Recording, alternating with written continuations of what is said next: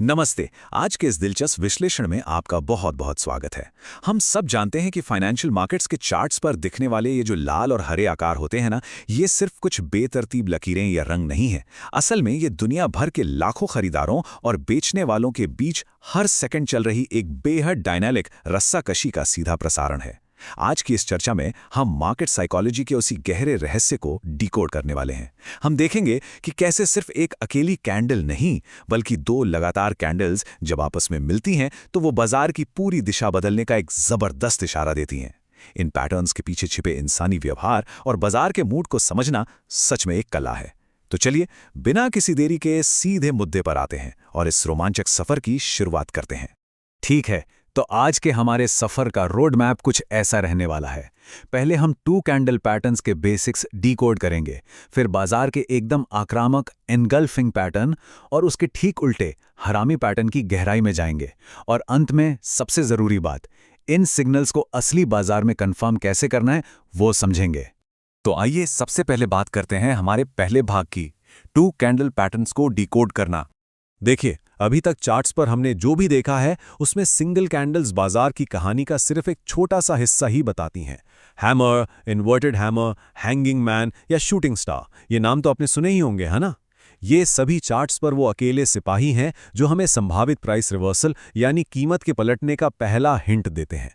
लेकिन जैसा कि आपको पता है, बाजार में सिंगल सिग्नल कभी कभी पूरी तस्वीर नहीं दिखा पाते। इसलिए इन बेसिक्स को दिमाग में रखना बहुत ज़रूरी है, क्योंकि जब दो लगातार कैंडल्स एक साथ जुड़ती हैं ना, तो वो एक पूरा नैरेटिव बनाती हैं। और आगे की जटिलताओं को समझने के लिए हमारे पास ये सॉलिड बेसलाइन होनी ही चाहिए। अब उन जटिल पैटर्न्स को सही मायनों में डिकोड करने से पहले एक बार जल्दी से कैंडल की एनाटॉमी को रिफ्रेश कर लेते हैं। एक कैंडल के दो मुख्य हिस्से होते हैं। पहली है उसकी ठोस बॉडी, जो हमें बताती है कि बाजार खुलने से लेकर बंद होने तक प्राइस का सफर कैसा रहा। और दूसरी है शैडो, या जिसे हम आम भाषा में विक कहते हैं। ये विक हमें बताती हैं कि उस निश्चित समय के दौरान कीमत ने किस सबसे ऊंचे या सबसे निचले स्तर को छुआ था। यकीन मानिए, असली मार्केट साइकोलॉजी इसी बॉडी और शैडो के बीच चल रही वर्चस्व की जंग में ही छिपी होती है। इससे समझे बिना आगे बढ़ना मुश्किल है। और इसी के साथ हम आते हैं अपने दूसरे भाग पर, दी एनगल्फिंग पैटर्न, जो है अचानक हुए मार्केट टेकओवर का सीधा संकेत। यहीं से हमारी चर्चा में असली मजा आना शुरू होता है। अब हम बाजार के सबसे तेज, सबसे स्पष्ट और एकदम आक्रामक सिग्नल्स में से एक की बात कर रहे हैं। इस टू कैंडल फॉर्मेशन को आप अचानक हुए मार्केट टेकओवर की सबसे तेज आवाज मान सकते हैं। एंगल्फिंग पैटर्न की परिभाषा बहुत ही सख्त है। एंगल्फ करने का सीधा सा मतलब होता है पूरी तरह से निगल लेना या ढक लेना। इस फॉर्मेशन में ये एकदम अनिवार्य है कि दूसरी कैंडल की पूरी ठोस बॉडी पिछली कैंडल की बॉडी को पूरी तरह से कवर कर ले। ध्यान दीजिएगा, बात यहाँ सिर्फ बॉडी टू बॉडी की हो रही है। पिछली कैंडल का कोई भी हिस्सा दूसरी कैंडल के दायरे से बाहर नहीं छूटना चाहिए। ये एक चीखता हुआ संकेत है कि मोमेंटम ने एकदम से अपना गियर बदल लिया है। चलिए इसे देखकर समझते हैं कि बुलिश और बियरिश एंगल्फिंग के बीच का सटीक मैकेनिक्स असल में कैसे काम करता है। चार्ट के सबसे निचले स्तर पर देखिए, एक भारी गिरावट के बाद लाल कैंडल बनती है और उसके तुरंत बाद एक विशाल हरी कैंडल उसे पूरी तरह निगल लेती है। यह है बुलिश एंगल्फिंग। यहां बुल्स यानी खरीदारों ने अचानक से बाजार पर पूरी तरह कब्जा कर लिया है। वहीं दूसरी तरफ चार्ट के टॉप पर एक अप ट्रेंड के बाद हरी कैंडल बनती है और तुरंत एक विशाल लाल कैंडल उसे ढक लेती है। यह है बेरिश एंगल्फिंग। यह मोमेंटम के अचानक पलट जाने और तुरंत होने वाले सेल ऑफ का एक बेहद आक्रामक रूप है। यह बिल्कुल ऐसा है जैसे रस्साकशी के खेल में एक टीम ने अचानक से पूरी रस्सी अपनी तरफ खींच ली हो। लेकिन रुकिए, यहां एक बहुत ही कड़वी सच्चाई है जिसे ट्रेडिंग में अक्सर नजरअंदाज कर दिया जाता है। हमें हमेशा पिक्चर परफेक्ट सेटअप नहीं मिलेगा। हमें उसके पीछे के कॉन्सेप्ट को समझना होगा। असली बाजार हमेशा किताबों की तरह व्यवहार नहीं करता। कई बार विक्स या शैडो थोड़ी बहुत बाहर निकली हो सकती हैं। तो सबसे अहम बात यह है कि उस अचानक मोमेंटम शिफ्ट होने के पीछे की साइकोलॉजी को पकड़ा जाए, न कि सिर्फ एक परफेक्ट दिखने वाले किताबी सेटअप की जिद की जाए। अब जरा सोचिए, यहां एक बहुत ही दिलचस्प सवाल उठता है। क्या होगा अगर परिस्थिति बिल्कुल उलट जाए? मेरा मतलब है, क्या होगा अगर दूसरी कैंडल पहली कैंडल को निगलने के बजाय पूरी तरह से पहली बड़ी कैंडल के आकार के अंदर ही समा जाए? जब बाजार की वो आक्रामकता अचानक एक गहरे ठहराव और संकोच में बदल जाए तो चार्ट्स हमसे क्या कह रहे होते हैं? खैर, यही वो सवाल है जो हमें सीधा हमारे अगले पैटर्न की ओर ले जाता है। भाग 3, द हरामी पैटर्न। मोमेंटम में आया एक गहरा ठहराव। अगर एंगल्फिंग पैटर्न एक तेज और आक्रामक टेकओवर था, तो यह हरामी पैटर्न उसी कहानी का एक बहुत ही सूक्ष्म, शांत लेकिन बेहद प्रभावशाली ट्विस्ट है। यह पैटर्न बाजार के मोमेंटम में आए एक स्टॉल या ठहराव को दर्शाता है। अब इस पैटर्न का नाम सुनकर चौंकिएगा मत। हरामी असल में एक प्राचीन जापानी शब्द है जिसका अंग्रेजी अनुवाद प्रेग्नेंट लेडी यानी गर्भवती महिला होता है। सदियों पहले जापानी चावल के व्यापारियों ने इस विशिष्ट 2 कैंडल फॉर्मेशन को समझाने के लिए इसी शब्द का इस्तेमाल किया था। तो कृपया इसे हिंदी भाषा के आम शब्द से कंफ्यूज करने की बिल्कुल भी गलती ना करें।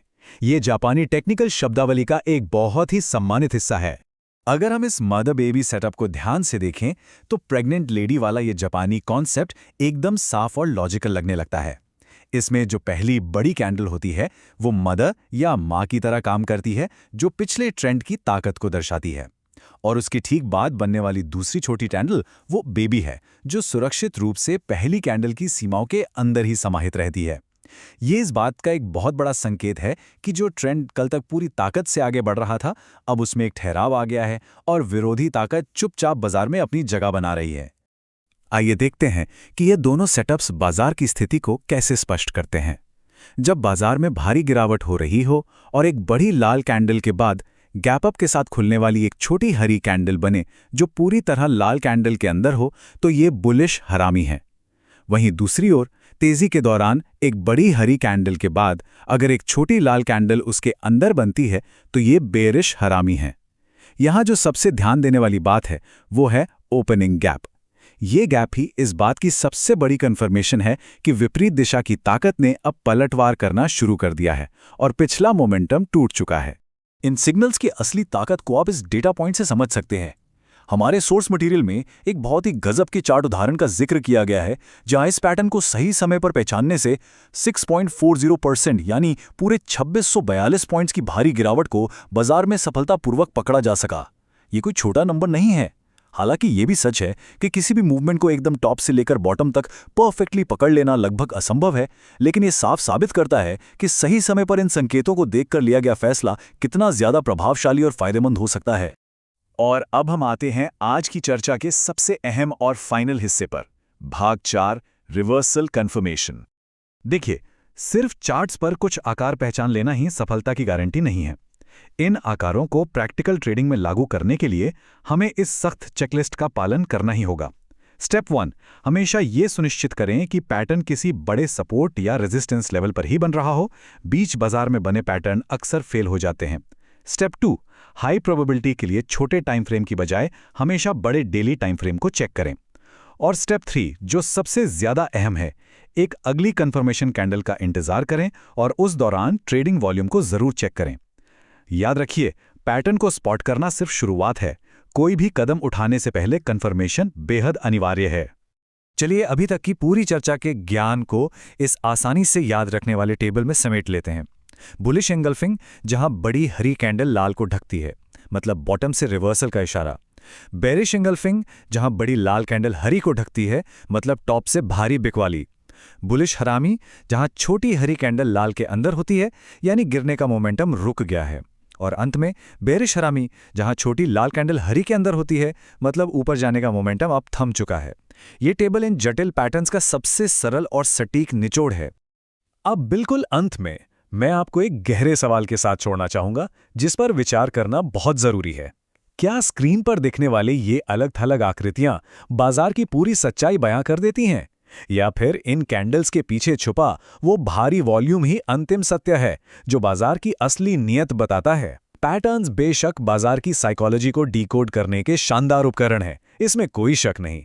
लेकिन याद रहे, वॉल्यूम और कंफर्मेशन ही अंततः वास्तविकता तय करते हैं। इसी विचारों तेजस सवाल के साथ आज के इस दिलचस्प विश्लेषण को यहीं विराम देते हैं। इस चर्चा में मेरे साथ बने रहने के लिए आपका बहुत बहुत धन्यवाद।